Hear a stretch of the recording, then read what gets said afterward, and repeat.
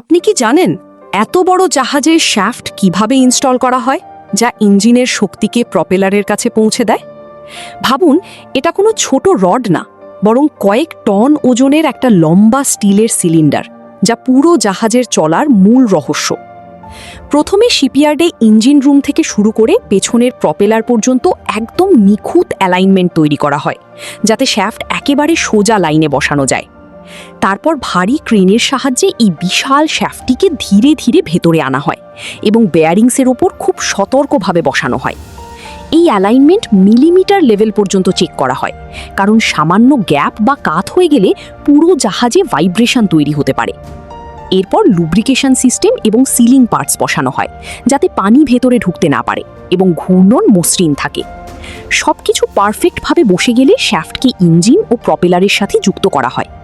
শেষে টেস্টিং করার পর এই সিস্টেমটাই পুরো জাহাজকে সমুদ্রে এগিয়ে নিয়ে যাওয়ার জন্য প্রস্তুত হয়ে যায়। আপনিও যদি মনে করেন শ্যাফটই জাহাজের আসল পাওয়ার লাইন, তাহলে কমেন্টে লিখুন শ্যাফট। ভিডিও ভালো লাগলে লাইক, সাবস্ক্রাইব আর বেল আইকন চাপতে ভুলবেন না।